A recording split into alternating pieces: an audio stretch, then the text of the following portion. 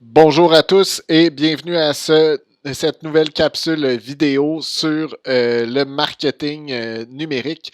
Et aujourd'hui, plus particulièrement, je vais vous parler de marketing par email et je vais vous annoncer deux grandes nouvelles. La première grande nouvelle que j'ai à vous annoncer est la suivante. Le email marketing ne dure que 90 jours. Pourquoi je vous dis ça aujourd'hui? En fait, c'est que le marketing par courriel change à tous les jours, sinon à toutes les secondes.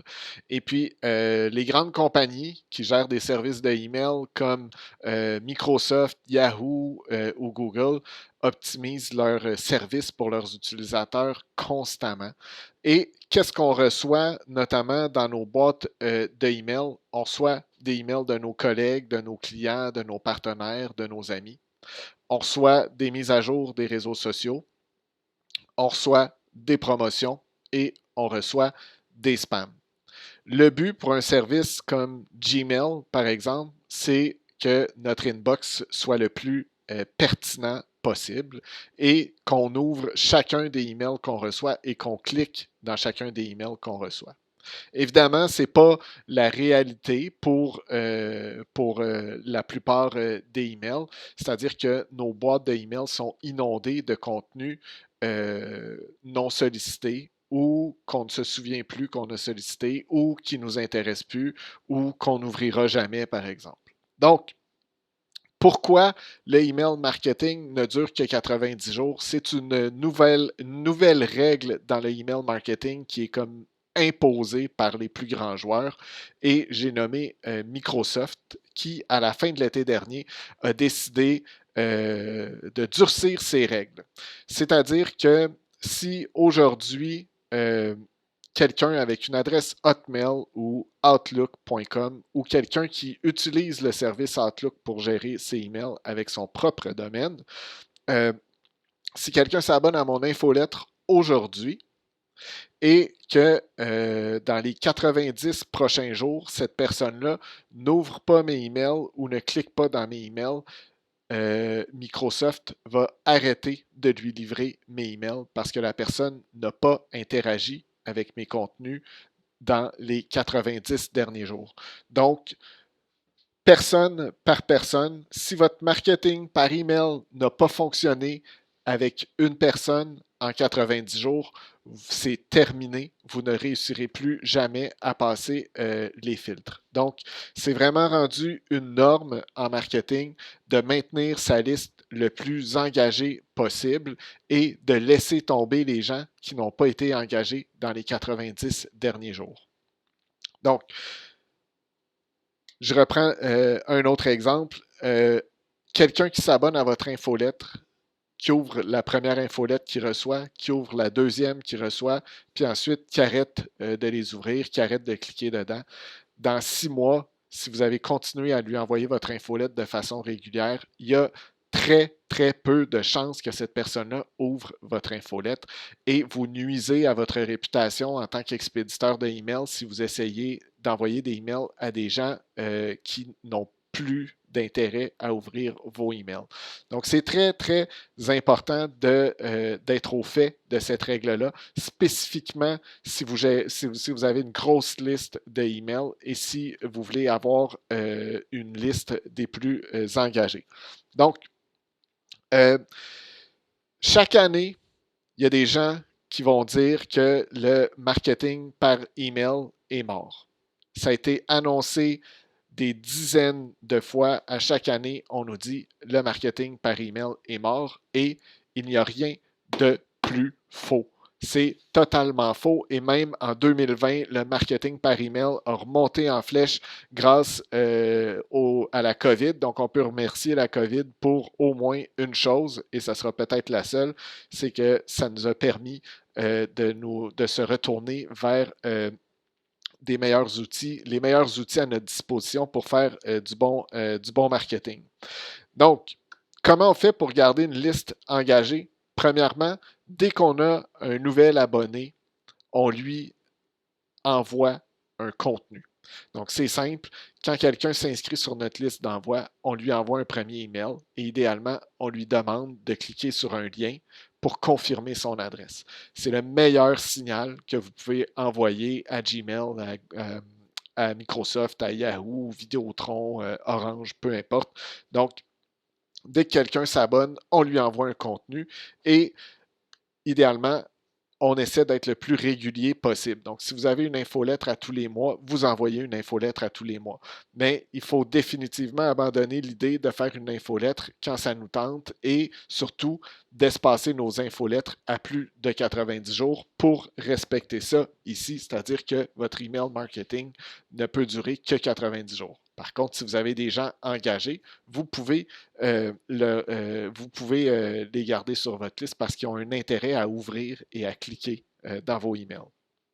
Donc, euh, super important de surveiller l'engagement de vos listes. Si le système que vous utilisez pour envoyer des emails ne vous permet pas de savoir qui est engagé, qui ne l'est pas, et d'être capable de distinguer qui a ouvert ou cliqué dans un email dans les 90 derniers jours, si vous n'avez pas cette possibilité-là, vous allez rater votre coup avec votre email marketing. Autre truc aussi, respecter les désabonnements. Hein, on n'a pas à être découragé quand quelqu'un se désabonne de notre infolette, se désabonne de notre liste. C'est impossible que tout le monde ait un intérêt pour tout ce que vous avez envie de leur envoyer. Moi, toutes les semaines, depuis quelques semaines, j'envoie des conseils sur le marketing à ma liste et à tous les jours, je reçois des désabonnements. C'est bien malheureux, mais il faut l'accepter. On ne peut pas plaire à tout le monde et les gens qui se désabonnent ont peut-être trouvé leur compte au début, puis ne le trouvent plus aujourd'hui. Ils se désabonnent, c'est pas grave. Et ensuite, qu'est-ce qu'on fait?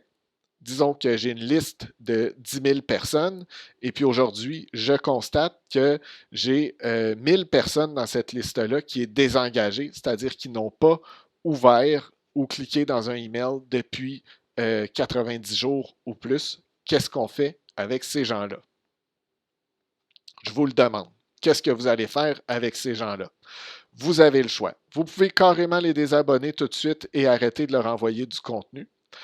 Mais si vous avez travaillé fort pour acquérir ces contacts-là, par exemple, vous avez payé de la publicité, peut-être que vous avez envie de tenter une dernière chance et c'est de les réengager. Il n'y a rien de plus simple. Donc, chez Fort36, depuis plusieurs mois, ce qu'on fait avec nos clients, c'est on installe des campagnes de réengagement. Donc, dès qu'on identifie qu'une personne n'a pas ouvert ou cliqué dans un email depuis 90 jours, on lui envoie une série de 3 emails pour s'assurer que la personne souhaite toujours être sur la liste d'envoi. Si la personne se manifeste, on la remet dans notre liste d'envoi et on continue de lui envoyer des contenus. Si la personne ne se manifeste pas, on la retire de la liste d'envoi immédiatement et on cesse de lui envoyer du contenu. Comme ça, vous allez conserver votre liste engagée et vous allez arrêter de nuire à la réputation que vous avez en tant qu'expéditeur de email. Maintenant, je vous ai parlé tantôt qu'on prédit la mort du email marketing à pratiquement toutes les années depuis, je dirais, plus de 15 ans. Et puis, il n'y a rien de plus faux aujourd'hui. Et avec ce qui s'en vient en 2021 et en 2022, excusez-moi pour le bruit, je ne sais pas si vous reconnaissez un peu mon dessin ici. Ça m'a pris un gros 2 minutes de dessiner mon signe ici. C'est ici un biscuit.